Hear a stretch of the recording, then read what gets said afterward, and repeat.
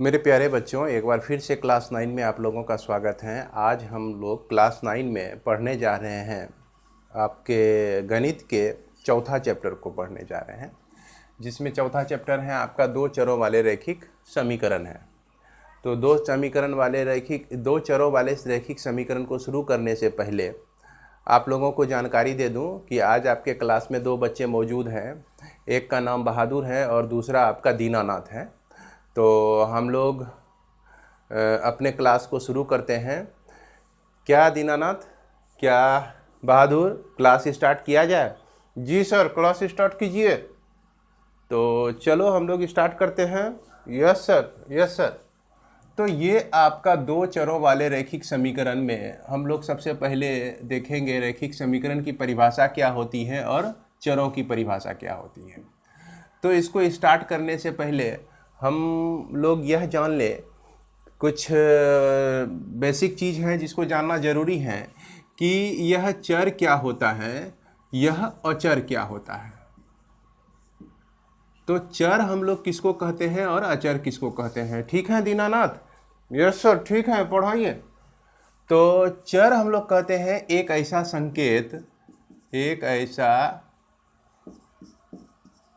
संकेत जिसका मान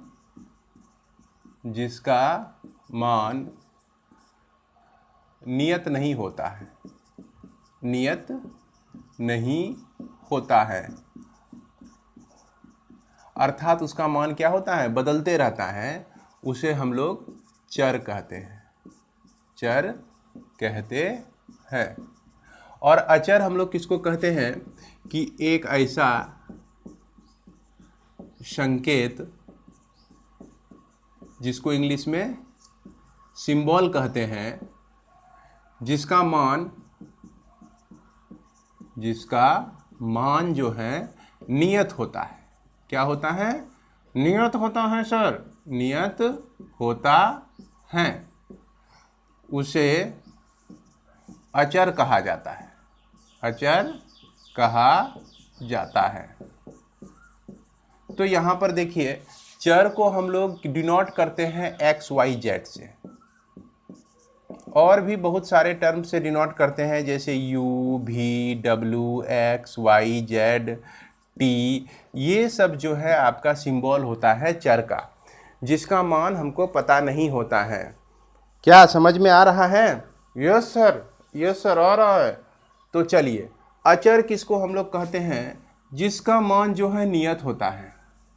जैसे आप देख सकते हैं, यह 4, 5, 6, 100, ये सब जो मान होते हैं नियत होते हैं। और इस सभी मानों को हम लोग निरूपित करने के लिए, एक्सप्रेस करने के लिए किससे, क्या सिंबल का यूज करते हैं? ए, बी, सी, डी, ये सब सिंबल का उपयोग करते हैं। क्या दीनानाथ, समझ में आ रहा है? यस सर, बढ़ते जाइए सर, बढ़ते जाइए। लेकिन एक कन्फ्यूजन है सर। कन्फ्यूजन है? क्या है एक कन्फ्यूजन बेटा, बोलो। तो सर ये ए, बी, सी, डी जो है कितना है, ये कैसे पता चलेगा? तो देखो बच्चों, यह ए, बी, सी, डी प्रतीक है। किसका प्रतीक है? यह अचर का प्रतीक है। अगर तुमको कहीं भी ए, बी, सी, डी लिखा हुआ दिखे इस एक्सरसाइज में, तो तुम उसको क्या समझना है? अचर समझना है। क्या समझ में आया? Yes sir, yes sir, yes sir, समझ में आया। आगे बढ़िए सर, आगे बढ़िए। अच्छा, आगे बढ़ते हैं। तब देखते हैं हम लोग, अब देखते हैं रैखिक समीकरण क्या होता है ना। तो रैखिक समीकरण की परिभाषा ये होती है, रैखिक समीकरण को हम लोग शॉर्ट में ऐसे भी लिखते हैं, है ना? कोई दिक्कत? नहीं सर, नहीं सर। तो रैखिक समीकरण हम लोग कहते हैं एक समीकरण जो कि ax plus B Y plus C equal to 0 के रूप में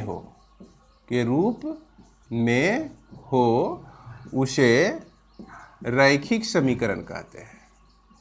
रैखिक समीकरण कहा जाता है। तो समझ में आया कि ax plus B Y plus C equal to 0 के फॉर्म में होता है। तो बताओ दीनानाथ, ए बी और सी क्या है यहाँ पे? तो A B C sir, A B C तो हमको लग रहा है, हाँ क्या लग रहा है बोलो?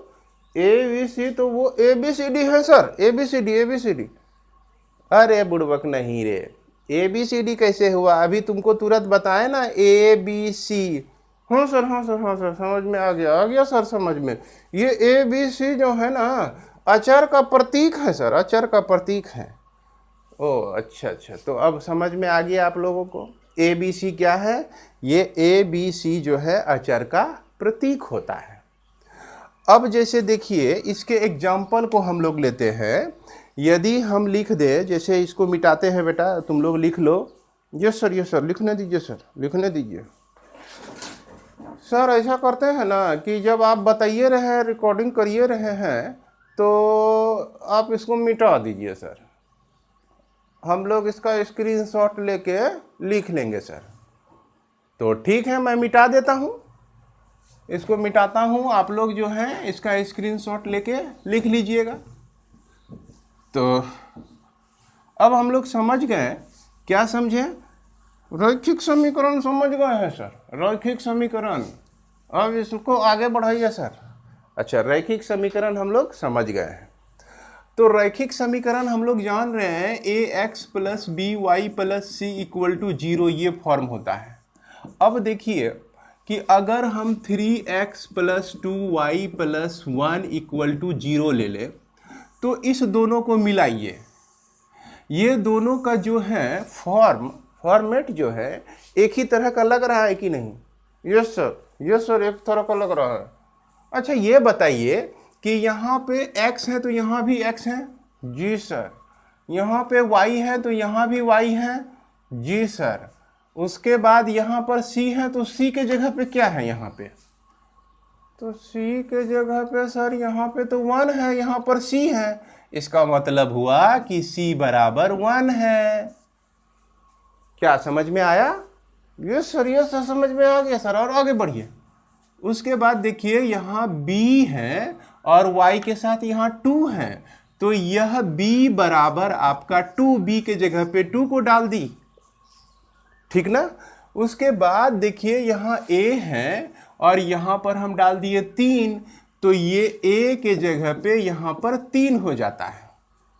समझ गए बात को? यस सर, समझ गए। आप बहुत अच्छा समझाते हैं सर। अरे बुड़बक, समझने की कोशिश करो, बस समझने की कोशिश करो। तो इस तरह से हम लोग देख रहे हैं कि यह जो है फॉर्म, इसका भी फॉर्म यही हो जाता है। अब ये पहला एग्जाम्पल हो गया। अब दूसरा एग्जाम्पल हम लोग लेते हैं, x plus 2y minus 8 equal to 0। क्या ले लिए हम लोग? x plus 2y minus 8 equal to 0। इसको आप कंपेयर कीजिए इससे। हाँ सर, यहाँ तो दिक्कत है सर। क्या दिक्कत है? यहाँ दिक्कत है सर कि x के साथ कोई नंबर नहीं आया है। x के साथ कोई नंबर नहीं आया है, तो क्या करेंगे हम बताओ? x के साथ जब कोई नंबर नहीं आया है, तो हम a और x, ax है यहाँ पे x है, यहाँ पर 1 समझेंगे। क्या समझेंगे? 1 समझेंगे। 1x समझो और इसको ax समझो। Yes sir. तो बताओ, अब बताओ a का वैल्यू जो है कितना हो जाएगा? a का वैल्यू हो जाएगा हमारा 1। b के जगह पे बोलो, कंपेयर करके, इस दोनों को कंपेयर करके, तो b बराबर हो जाएगा सर 2 हो जाएगा। और c बताओ, c कितना हो जाएगा? तो c बराबर सर हो जाएगा 8 हो जाएगा। नहीं, 8 नहीं होगा। क्यों नहीं सर? क्यों नहीं 8 होगा सर? आप ही तो बताए थे यहाँ c के जगह पे।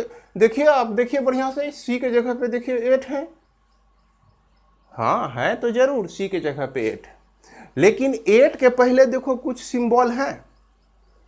यस सर, सी के पहले तो 8 के पहले तो माइनस है सर, तो इस माइनस को हम ले लेंगे, क्योंकि यहाँ फॉर्म जो है ये कहता है प्लस में, और यहाँ पर हम देख रहे हैं कि इसमें माइनस आ गया है, तो इस माइनस को हमको लेकर काम करना है। क्या समझ में आया? यस सर, समझ में आ गया सर। तो अब आगे बढ़ें।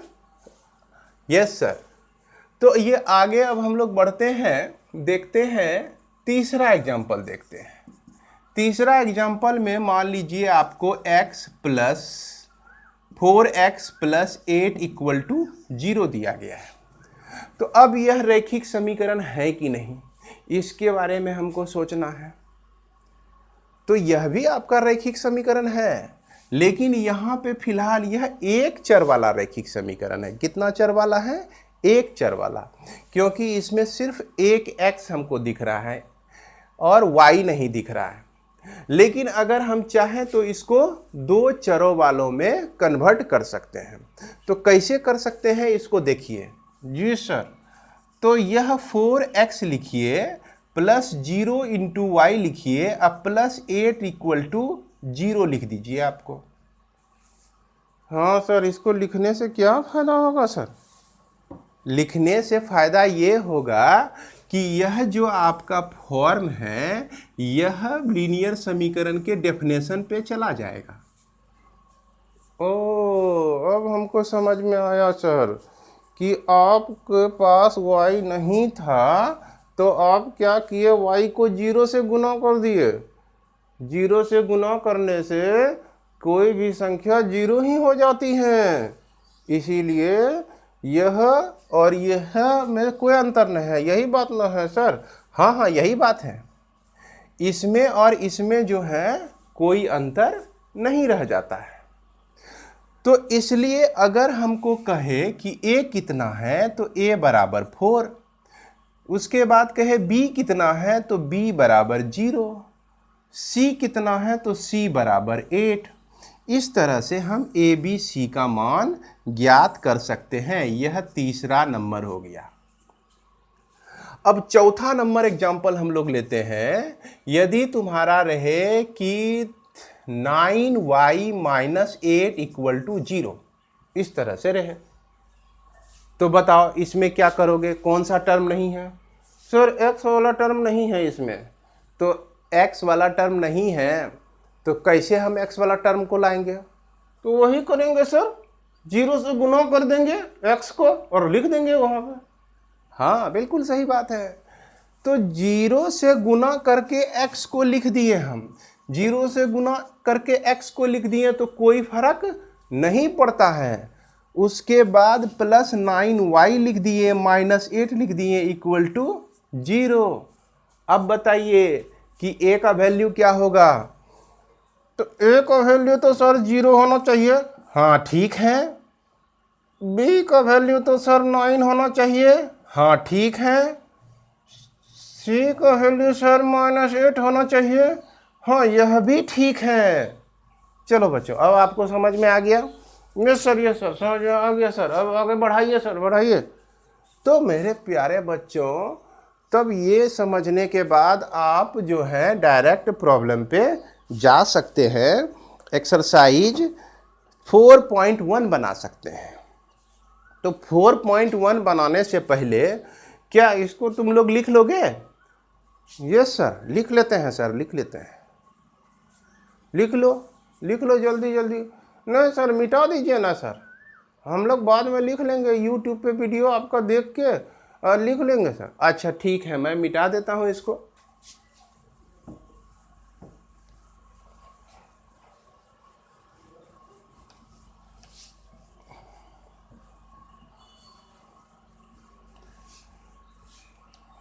तो 4.1 का पहला नंबर क्वेश्चन पढ़ो दीनानाथ। यस सर, पढ़ते हैं। एक नोटबुक की कीमत एक कलम की कीमत से 2 गुनी है। इस कथन को निरूपित करने के लिए 2 चरों वाले एक रैखिक समीकरण को लिखिए। तो ठीक है, क्वेश्चन पढ़ लिया, बैठ जाओ। तो अब देखो यहाँ पे कह रहा है कि एक नोटबुक की कीमत कलम की कीमत से 2 गुनी है। तो यहाँ पर मान लेते हैं कि माना नोटबुक की कीमत या कलम की कीमत है जो ना ये x रुपया है, और उसके बाद नोटबुक की कीमत क्या हो जाएगी आपका, यह हो जाएगी 2x हो जाएगा, 2 गुनी है। तो इस कथन को निरूपित करने वाले 2 चरों वाले रैखिक समीकरण को लिखिए। तो यहाँ पर यह देखा जाए कि इसको किसी को हम लोग y मान लेते हैं, y मान लिए, 2x को क्या मान लिए, y मान लिए। तो y मानने से क्या हो गया, कहता है कि कलम की कीमत x है और नोटबुक की कीमत जो है y है, ये y है। तो यहीं से आपका समीकरण बन जाता है, इक्वल टू हम लोग y मान लिए, और यहीं से आपका समीकरण बन जाता है 2x minus y equal to 0। तो यानी कि कलम का दाम जो है 2 गुना कर दीजिए और नोटबुक का दाम में को माइनस कर दीजिए, क्योंकि 2 कलम का कीमत जो है, 2 कलम का कीमत नोटबुक के अकेले कीमत के बराबर है। तो ऐसे भी देखिए, हम अगर इस कलम की कीमत को x माने हैं तो नोटबुक की कीमत 2x हो जाती है। अब y के जगह पे 2x को जब रखते हैं तो यह क्या हो जाता है आपका, 0 हो जाएगा कि नहीं। Yes sir, yes sir. तो क्या समझ में आ गया? यस सर, कुछ कुछ समझ में आ गया है, और एक बार 2 बार देखेंगे तो सर समझ में आ जाएगा। तो क्या आगे बढ़े हम? यस सर, आगे बढ़िए सर। तो चलिए हम लोग आगे देखते हैं। निम्नलिखित रैखिक समीकरण को ax plus B Y plus C equal to 0 के रूप में व्यक्त कीजिए और प्रत्येक स्थिति में a b c का मान बताइए। तो क्या ये क्वेश्चन बन जाएगा? हाँ सर, ये तो अभी तुरंत बतेवे किए थे, ये तो बन जाएगा सर। तो चलिए फिर भी मैं 1-2 को बना के आपको दिखाता हूँ। यह आपका 2x plus 3y equal to 9.35 पर रैकरिंग है, ये दिया गया है। इसको हम क्या कर सकते हैं, देखो ये 2x प्लस 3y माइनस इधर इसको लाएंगे तो माइनस 9.35 पर रैकरिंग इक्वल टू 0 हो जाएगा। Yes sir. अब इसको हम कंपेयर करते हैं ax plus B Y plus C equal to 0 से, तुलना करते हैं। तो जब तुलना करेंगे तो क्या बता सकते हो कि a और b और c का वैल्यू क्या होगा? यस सर, बता सकते हैं सर, बताएं? हाँ बोलो बोलो। a का वैल्यू जो है 2 हो गया सर, b का वैल्यू 3 हो जाएगा, तो इसको लिख देते हैं हम, b का वैल्यू 3 हो जाएगा, और c का वैल्यू बताओ कितना हो जाएगा? तो c का वैल्यू सर 9.35 रेकरिंग, 9.35 रेकरिंग। नहीं, ये 9.35 रेकरिंग नहीं, इसमें और कुछ छूट रहा है, बता सकते हो? यस सर, हाँ सर, माइनस आ जाएगा। यस, यह माइनस यहाँ पर आ जाएगा। तो इसको बच्चों आप लोग नहीं भूलेंगे, जहाँ भी माइनस रहेगा उसको आपको लेना है, उसको छोड़ना नहीं है। इसके बाद हम लोग चलते हैं दूसरा नंबर क्वेश्चन में। दूसरा नंबर क्वेश्चन है आपका x माइनस वाई बाई 5 और माइनस 10 इक्वल टू 0। तो बच्चों ये देखिए, ये आपका स्टैंडर्ड फॉर्म में नहीं है। जब यह स्टैंडर्ड फॉर्म में नहीं है तो सबसे पहले इसको स्टैंडर्ड फॉर्म में कन्वर्ट करेंगे। तो कैसे कन्वर्ट करते हैं? तो इसमें जो है हम लोग यहाँ पर समझेंगे x बाई 1 और 10 बाई 1 समझेंगे। ये सब क्या हो गया, भिन्न हो गया। इस भिन्न को का एलसीएम ले लेंगे। Yes sir. तो यह आपका क्या हो जाएगा, 5x हो जाएगा, यह माइनस y हो जाएगा, और यह आपका हो जाएगा 50 इक्वल टू 0। क्या दीनानाथ, यह समझ रहे हो ना तुम? ये सर समझ रहे हैं सर, ये तो हम जानते हैं, बचपने में पढ़े थे सर। ओह अच्छा, ठीक है ठीक है। तो जब यह जानते हैं तो यह आपका क्या हो गया, 5x minus Y minus 50 equal to 0 गुना 5। बताइए 0 गुना 5 कितना होता है? 0 होता है सर, 0 होता है ना? Yes sir. तो 5x minus Y minus 50 equal to क्या हो गया आपका? 0 हो गया। इसमें आपको कंपेयर करना है a का वैल्यू कितना है। a का वैल्यू 5, यस सर। b का वैल्यू कितना लेंगे? b का वैल्यू -1, कुछ नहीं है y के साथ तो 1 समझेंगे, और इसके पहले माइनस भी है तो माइनस को हम ले लेंगे। उसके बाद c का जो वैल्यू है -50। क्या बच्चों कोई दिक्कत इसमें? No sir, no sir, no sir, बहुत अच्छा समझ गए सर, बहुत अच्छा समझ गए। और अब लोग तो बना लेंगे सर हम लोग। नहीं, ठीक है, बना लोगे तो अच्छी बात है, लेकिन फिर भी मैं और भी कुछ क्वेश्चन तुम लोग को बताऊंगा, तो इसको मैं मिटाता हूं, आगे देखते रहें।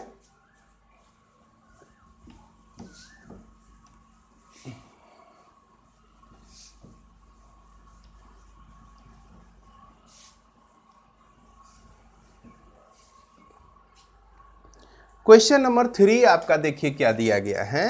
यह दिया गया है -2x plus 3y equal to 6। तो यह -2x plus 3y minus 6 equal to 0 लिख सकते हैं। इसको लेफ्ट साइड में लाते हैं तो यह माइनस में हो जाता है। Yes sir. तो यह a का वैल्यू -2, b का वैल्यू 3 और c का वैल्यू -6 हो गया हमारा। स्टैंडर्ड फॉर्म में भी आ गया और यह हमारा ABC का भी वैल्यू निकल गया। Yes sir. तो अब तीसरा नंबर देखते हैं, चौथा नंबर देखते हैं। यह x इक्वल टू 3y है। इसको हम क्या लिख सकते हैं? x minus 3y equal to 0। यहाँ पे एक समस्या और हो जाती है। यहाँ पर जो है यह form ax plus by plus c बराबर 0 के में नहीं है। नहीं है ना? नहीं सर। तो क्या करेंगे सर? तो करेंगे क्या, इसमें देखिए कि इसको हम देखिए ऐसे लिख सकते हैं कि नहीं। देखिए तो x माइनस 3y प्लस 0 अगर लिख के 0 कर दें। हाँ सर, हाँ सर, हाँ सर, लिख सकते हैं, क्योंकि 0 किसी में भी प्लस करते हैं ना सर, तो वो उसका कोई मान्य नहीं होता है। हाँ बिल्कुल सही बात है, 0 अगर किसी में प्लस हम कर दें तो उसका कोई मान नहीं होता है।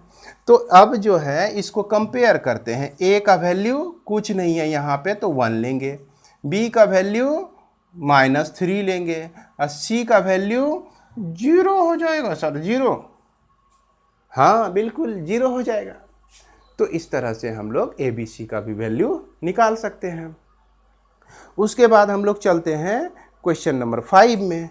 क्वेश्चन नंबर 5 में जो है आपका दिया गया है 2x equal to -5y, 2x equal to -5y। तो इसको 2x प्लस 5y लिखेंगे, इसको लेफ्ट साइड में लाएंगे तो उसके बाद इक्वल टू 0 लिखेंगे। ये आपका 2x प्लस 5y। अब फिर ये जो है क्या करेंगे हम इसमें? तो वही करेंगे सर जो पीछे वाला प्रॉब्लम में किए थे 4 नंबर में। 4 नंबर में क्या किया गया था? 0 जोड़ दिए थे सर। तो चलिए हम लोग 0 जोड़ देते हैं, इक्वल टू 0 हो गया। अब a का वैल्यू 2, b का वैल्यू 5 और c का value 0।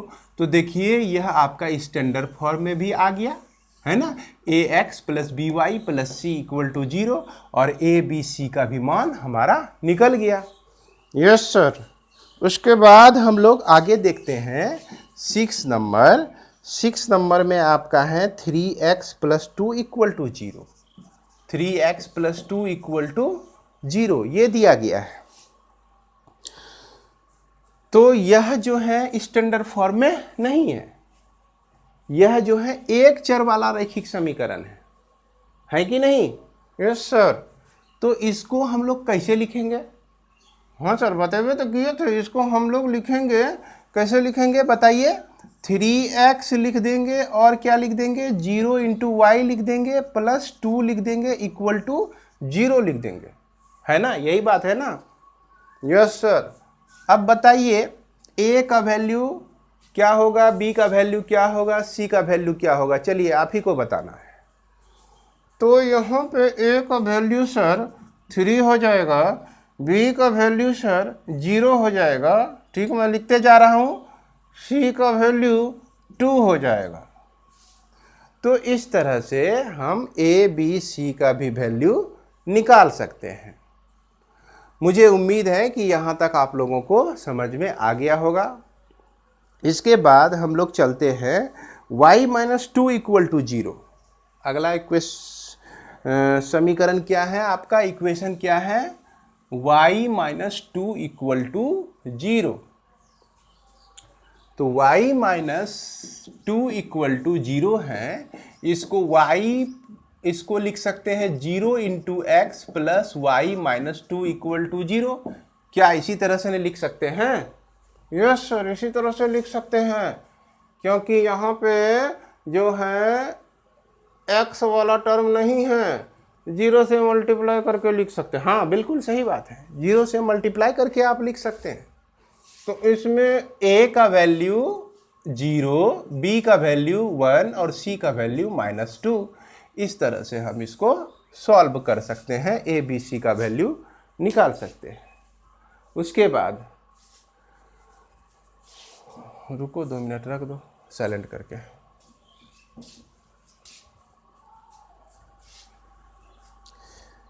Five equal to 2x, यह 8 नंबर का प्रॉब्लम जो है 5 इक्वल टू 2x है, तो इसको हम लिखेंगे 5 माइनस 2x इक्वल टू 0 या 2x माइनस 5 इक्वल टू 0, ऐसे भी लिख सकते हैं, है ना।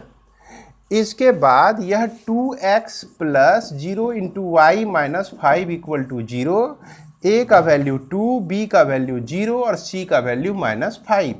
इस तरह से बच्चों यह एक्सरसाइज आपका 4.1 समाप्त होता है।